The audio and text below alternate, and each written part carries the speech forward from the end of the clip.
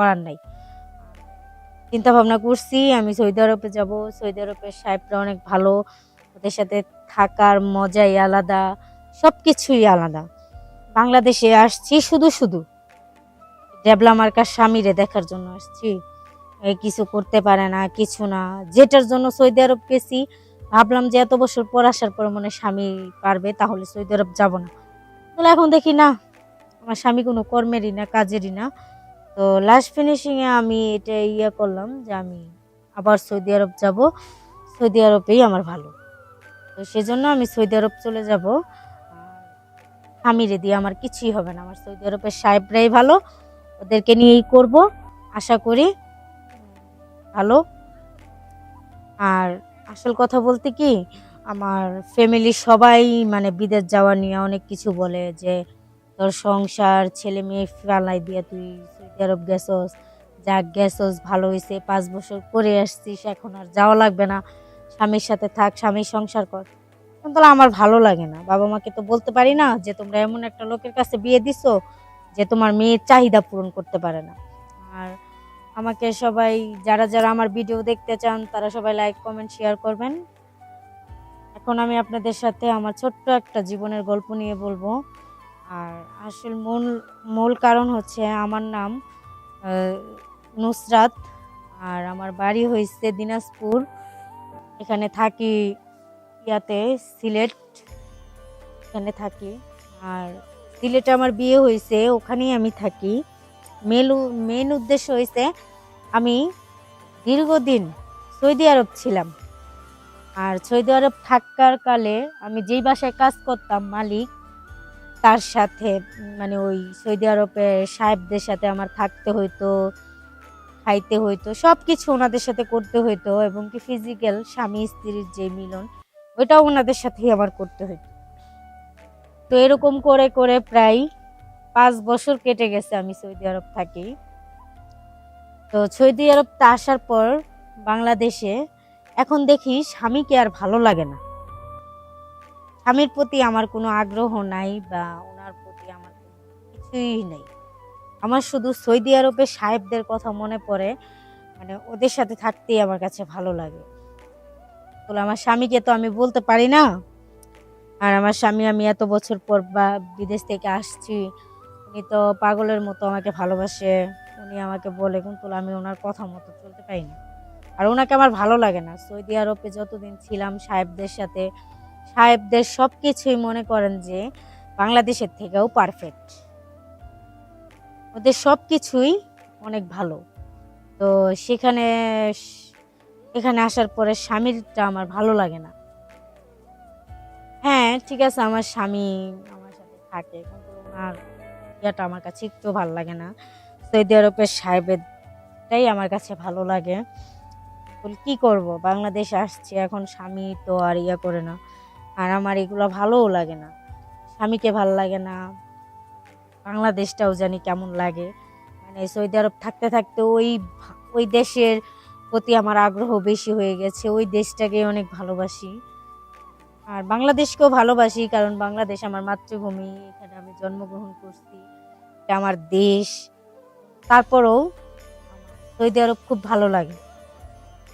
আর আমার স্বামীকে আমি বুঝাতেই পারি না যে ওনার সাথে আমার ফিজিক্যাল লাইফে ঢুকতে খুব কষ্ট হয়, আমার ভালো লাগে না ওনাকে। এর জন্যই আমি মানে ওনাকে অনেক ধরনের উছিলা ব্যস্ততা দেখায় সরে থাকি, কারণ উনি আমার সাথে সেরকম ভাবে চাহিদা মিটাতে পারে না, যেটা সৌদি আরবের সাহেবরা পারতো ওইটাও পারে না। সেজন্য ওকে আমার ভালো লাগে না।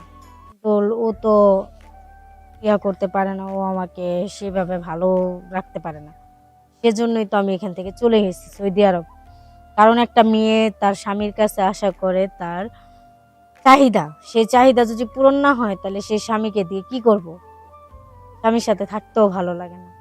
চাহিদাটা সবচেয়ে বড়, কিন্তু চাহিদাই পূরণ করে না স্বামী, সেজন্য আমার স্বামীকে ভালো লাগে না। আর আমি আশা করি আমি সৌদি আরব চলে যাব কিছুদিনের মধ্যেই। আর স্বামীকে আমার আসলেই অনেকটাই খারাপ লাগে, ভালোই লাগে না। কেমন দেখতে, কাজ মানে ভালোভাবে আমাকে সুখও দিতে পারবে না, ভালোভাবে আমার সাথে যৌন মিলন করতে পারবে না, তাহলে তাকে দিয়ে আমার কিছু করার নাই। চিন্তা ভাবনা করছি আমি সৌদি আরবে যাব। সৌদি আরবের সাহেবরা অনেক ভালো, ওদের সাথে থাকার মজাই আলাদা, সবকিছুই আলাদা। বাংলাদেশে আসছি শুধু শুধু ড্যাবলা মার্কার স্বামীরে দেখার জন্য আসছি। এই কিছু করতে পারে না, কিছু না, যেটার জন্য সৌদি আরব গেছি। ভাবলাম যে এত বছর পর আসার পর মনে হয় স্বামী পারবে, তাহলে সৌদি আরব যাব না। তাহলে এখন দেখি না, আমার স্বামী কোনো কর্মেরই না, কাজেরই না। তো লাস্ট ফিনিশিংয়ে আমি এটা করলাম যে আমি আবার সৌদি আরব যাব, সৌদি আরবেই আমার ভালো। তো সেজন্য আমি সৌদি আরব চলে যাব। স্বামীরে দিয়ে আমার কিছুই হবে না, আমার সৌদি আরবের সাহেবরাই ভালো, ওদেরকে নিয়েই করব, আশা করি ভালো।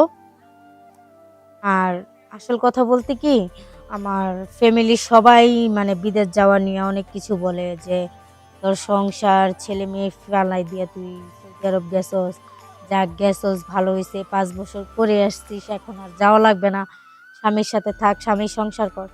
কিন্তু আমার ভালো লাগে না। বাবা মাকে তো বলতে পারি না যে তোমরা এমন একটা লোকের কাছে বিয়ে দিছো যে তোমার মেয়ের চাহিদা পূরণ করতে পারে না। সেজন্যই সৌদি আরব গেছি।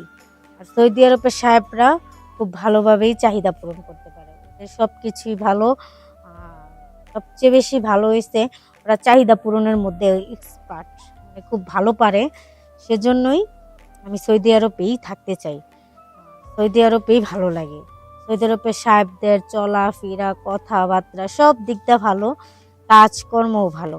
কিন্তু স্বামী, যেই স্বামীর কাছে বিয়ে হয়েছে, যার জন্য বাংলাদেশে থাকবো, সে তো পারে না আমার সাথে ভালো।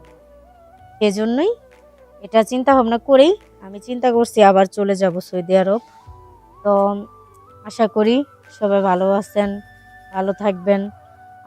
সবার কাছে বলি যে সবাই আমার জন্য দোয়া করবেন। আমি যেহেতু সৌদি আরব যাচ্ছি, আবার যাতে ওইভাবে থাকতে পারি, ভালোভাবে থাকতে পারি, সবাই আমার জন্য দোয়া করবেন। আর একটা কথা বলি, আমি নিজের চাহিদা পূরণ করতে যাইয়া খুব ভুল একটা কাজ করছি। স্বামী সন্তান ফালাই দিয়া 5টা বছর সৌদি আরব ছিলাম, ওখানের লোকেদের এত ভালো লাগে। এখন নিজের ছেলে মেয়ের কথাই ভাবি না, স্বামীর কথা ভাবি না, বাবা মা কেউ দেখতে পারি না, আমার শুধু ওইটার প্রতিই চাহিদা। যাই হোক, ওইটা করছি, ভালো করি নাই, খারাপ করছি, কিন্তু এখন ওইটার প্রতি আমার আকর্ষণ বেশি। তো আমার গল্পটা যদি একটু ভুল হয়ে থাকে তাহলে সবাই আমাকে ক্ষমা করে দিবেন। কারণ একটা নারী যখন নষ্ট হয়, একটা পুরুষের জন্য হয়। যখন ঘরের স্বামী তার বউকে সুখ না দিতে পারে, তখনই বউ আরেক দিকে নজর দেয়। কারণ স্বামী যদি ঘরে পারফেক্ট হয় তাহলে কোনো বউ যাবে না। সেই জায়গায় দেখলাম আমার যেই গাছই আমার ঠিক নাই, তো আমি আগা দিয়ে কি করব যদি আমার গুড়া ঠিক না থাকে। তো সেজন্যই আমি চলে যাচ্ছি সৌদি আরব আবার। তো সবাই আমার জন্য দোয়া করবেন। আসসালামু আলাইকুম, সবাই ভালো থাকবেন। আর যারা আমার ভিডিও দেখছেন তাদের কাছে আশা করি সবাই লাইক, কমেন্ট, শেয়ার করবেন, আর সবাই আমার জন্য দোয়া করবেন।